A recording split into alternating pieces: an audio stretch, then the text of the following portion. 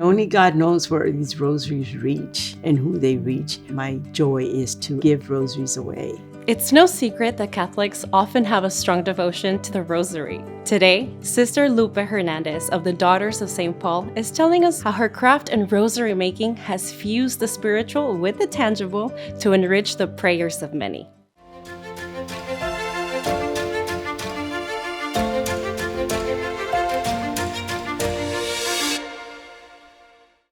Sister Lupe, thank you for having us here today and showing us your craft. We would like to know, in your own words, who is Sister Lupe? Sister Lupe was born here in California for San Diego Diocese. And I come from a big family of creative workers, hardworking. I met the daughters at St. Paul probably when I was about 10, when there was a vocation rally in the San Diego Diocese, and they went down to the desert to do it that year. I said, well, I want to be with these sisters because they go out door to door. They go out, they meet people. I just knew I wanted to do something for people, bring them to God. You never know who's going to cross your path and what their needs are. And it's always that thing where people are like a sponge. They hear anything, they soak it in, they want more. And it's just God puts the person that I need to evangelize that day. It's like a ripple. You just keep going and going. Well, today we're talking specifically about your art of making rosaries. Can you tell us a little bit of history of the rosary and how important that is for Catholics?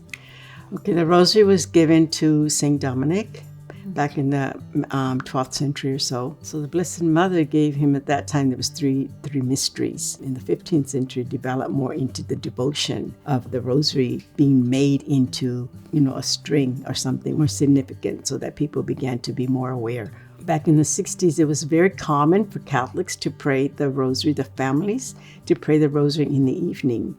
So either before or after dinner, it was very common that we all gathered in the living room and we prayed the rosary. And when did you start making rosaries, actually? I started probably like the year 2000 when I was in St. Louis. I had just been stationed there from San Francisco. I went to St. Louis. And the Pope was visiting St. Louis. He was in the Americas visiting. It was filled with people, and people were giving out rosaries and rosaries. And so then people would come and say, Sister, do you know who can fix rosaries? Say, I'll bring you to the store. I'll fix it for you. So it's one of those things where I began to refurbish rosaries. And some people would bring rosaries from their great-grandparents. It's like, I don't want to lose this. Don't worry. I'll hold it, And he said, and if you don't mind, I'll pray on it too. So when you come to pick up your rosary, your memories of your family will be there. But I'll also pray, for your family as well. Prayers remain on that bead, even if you go back to it 10 years later, or finding a rosary that my father used, now that he's passed, pulling those rosaries out and admiring them, but also to admire the person that used them. Sometimes we get bored saying the same thing over and over and over again. Mm-hmm. But then I got used to praying it because my mom used to say, well, you just tell your mom you love her. A mother doesn't get tired of hearing, I love you, I love you. So this is what it's about, So every time you say the prayer, the Hail Mary, Blessed Mother smiles on us and Blessed Mother is pleased, and she's going to always be there for us, no matter where, no matter when, and no matter who it is. That's so interesting. My mom has told me the exact same thing. You're telling Mother Mary you love her. How many times do you think I will get tired if you told me you love me? So I guess that's something that moms use. I think so. Especially Mexican moms. There you go. It's a Mexican mom. Right. Yeah. Well, tell us about the craft of making them by hand. I'm pretty sure it's just, it's no simple task. No, it's not, depending how the rosary is made and what I use. But most of the time, it takes about 8 different elements to make a whole rosary. Many times I pick the centerpiece and the crucifix first. And then I'll select the beads accordingly. The thing is the focus. And also when you're counting, because sometimes I have counted one extra Hail Mary or under and things like that. Okay, I was watching football, so, don't blame me, blame the game. I was watching, somebody playing the game. But the focus part is allowing that time to get the beads together settle down for a couple of hours, and then make your strands, because I make the strands first. How does it make you feel that something that you are creating by hand is going to help somebody's devotion or prayer time? Well, it's very humbling because I never know who is going to. I don't know who they are, but I know that I prayed on that rosary, and I prayed that whoever receives this rosary, the prayers are already there, So kind of gives me that encouragement, like we have to keep the chain of the rosary going. The only challenge sometimes is that not to have enough, power that I want to shout it from the hilltops or whatever. That I say, no, that's not what Jesus called me to do. Jesus called me to work in my little corner and make rosaries. And only God knows where these rosaries reach and who they reach. But that's my joy, is to give rosaries away. I mean, I can't say how many I've made since 2000, the year 2000. And I don't know where they are, who has them. But I think that my experience of keep making more rosaries has kind of like the torch that I have to keep it going, and I tell the sisters, even if I can't walk, I can still use my hands as I get older, but it's one of those things where we don't want our hobby to die. We want it to keep it going. So I see 5 pieces here. Yes. And then 5 pieces here as well. 5 strands. Right. Okay, so what I'm going to do now is I take this spool of chain, and I take the pliers, and then I open up one of these ends here. Okay.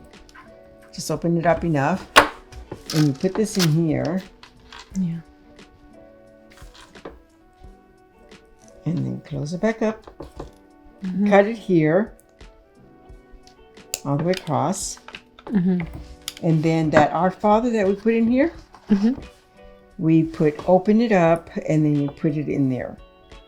It really is patience and focus. Okay. I feel like the process itself, it's very relaxing. You can easily, pray, meditate while you're... And that's what that thing when people say, I tell them, I pray on these rosaries because I don't know who's going to get them.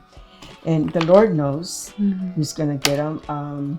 And the Lord knows who needs those particular prayers at that particular time, With our life, naturally, because we are, religious, and we're asked to do different things. And so it reaches the point okay, I'm going to have a little bit of a challenge with this assignment, but I will accept it, And God gives you the grace. I mean, He really does. And you see where I put the plier? Yeah. Okay, and you go over here, and you just bend it enough to touch the bottom of the bead and the end of the little neck there. So now we have the crucifix put on. So now we hold on tight. You always hold on tight to it. Yeah. Because when you let it drop or you relax your hand, it's always that one time it just slips. Okay. Oh, and it's complete. It's complete. Now it's your turn. We're gonna put you on a timer. No. Let's see how fast I can do it. No, you don't want to do that. So go ahead and all right. You can go ahead and use that plier there. This one to open it. Yeah. I opened it. Okay. So then you're gonna put that chain. All right. Here's the chain. The moment of truth. See what a good eyesight I have, sister. Okay. Okay. Hold it tight. Gotta bring it all the way down to meet the bead. Just touch the bead, and there's no opening. Okay. Good. Okay. Muy bueno. Muy bueno. First step. Okay. We did it. Yes, you did it. So that means I hold here. Yes. Tight. And I cut with this one. This one. Yes. Let's open Our Father with the plier. And you link it onto that. Hold both. You hold it nice and tight, like my life depends. Yeah, like gentle pulling. And then you take that and you made it all the way, keeping it round, meeting down to the bottom of the base of the thing, and meeting the other end of that loop. Okay. Yes. Pretty good. Yes. Well, I mean, I don't know. You Well, no, you look did. at it and No, tell you me. did fine. You know, no, this is fine. This is good. Sister, thank you so much for showing me and showing us how to make you're welcome. rosaries. Oh, no problem. More people had more devotion to Mary. You know, we'd be in a better situation all over the world. Yeah. Well, this is one way to reach daughters and sons of God. That's and, right. You know, motivate them to Right. have some form of devotion to Mother Mary. Sister Lupe, thank you so much for having us today and showing us the beautiful craft of making rosaries. It was an honor to be here, and also appreciation of the media of today that we're able to spread more devotion quickly. And thank you for showing us this craft that shows us how meaningful it is to pray the rosary and a beautiful way to stay meditative. And next time that you look at your rosary or praying it yourself, remember that there were hands behind them hoping that you get closer to God.